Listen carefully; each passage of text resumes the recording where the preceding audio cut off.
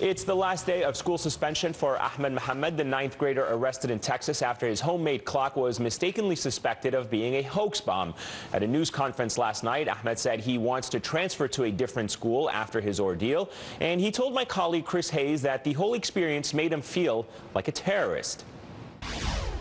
I felt like I was a criminal. I felt like I was a terrorist. I felt like all the names I was called. What do you mean all the names you were called? I was called, in middle school I was called a terrorist, called a bomb maker, just because of my race and religion. And were the officers saying things like that to you? One of the officers did comment on me walking in the room. What did he say? He got back in the recline chair and he relaxed and he was like, and he said, "That's who I thought it was." I'm joined now by Alia Salem, Executive Director of the Council on American Islamic Relations, the Dallas-Fort Worth chapter, and Farhana Khera, President and Executive Director of Muslim Advocates. Thank you both for joining us. Alia, let me begin with you. I know you've been in close contact with Ahmed. His suspension ends today. The school says he's welcome back, of course, but is there any sense that he'll be back at MacArthur High School tomorrow? As of right now, it's still a little bit up in the air, but Ahmed certainly doesn't want to go back to school there. There's a lot of tension, and it's quite a hostile environment for him. So things have changed in this, past week.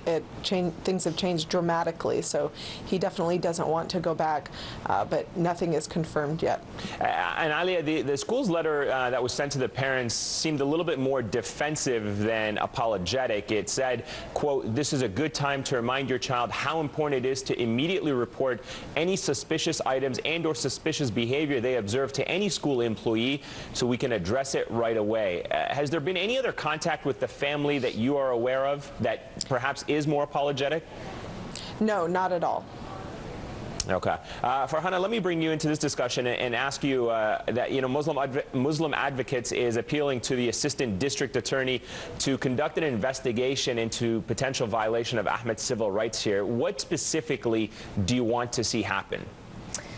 Thank you, Ayman, for having me. Specifically, Muslim Advocates is asking for the Justice Department to open a civil rights investigation because what we know is this: what happened to Ahmed is not taking place in a vacuum.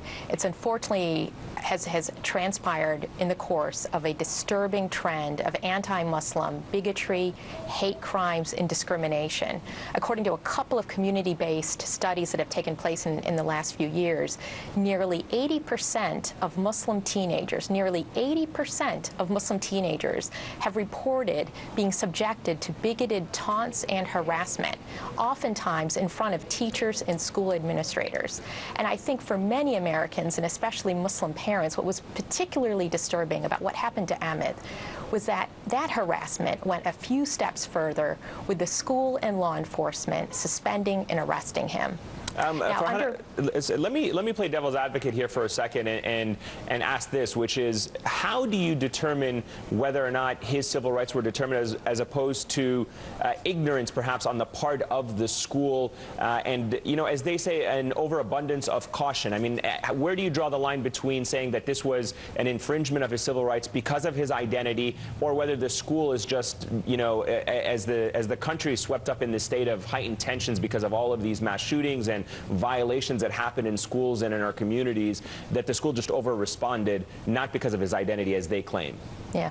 So all American Muslims, like all Americans, want our schools to be safe and safe places to learn for our children. I think what's different here, based on the facts we know, is that there were no facts to justify Ahmed's suspension and arrest. And I think what is based on these facts, and I think the impression it creates for a lot of Americans, is that there's a different standard of suspicion when it comes to a Muslim or a black child than if it was a white child or a non-Muslim child. All right, Ali, let me ask you about the mayor of Irving, Texas. She put out a statement on Facebook in which she says, quote, "I do not fault the school or the police for looking into what they saw as a potential threat. They have procedures to run when a possible threat or criminal act is discovered.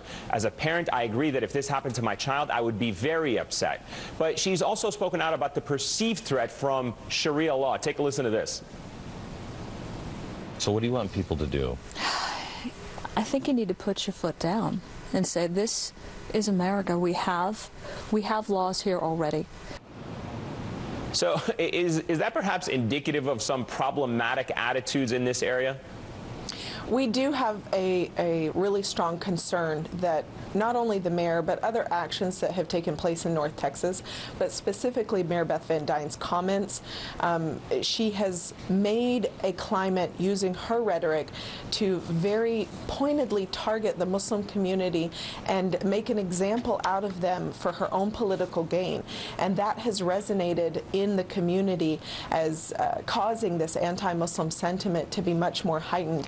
And I want to agree with Farhana, the things that, we've seen, the facts that we've been made aware of, just further show the comments that were made by some of the policemen that were involved in the interrogation and arrest of Ahmed, the way that was gone about reporting what had happened, the clock and everything like that. The way that everything happened, the rhetoric that had happened, is very similar to the rhetoric that has come out of the wake of Mayor Beth Van Dyne's comments, in the wake of some of the other anti-Muslim legislation that has taken place in Texas.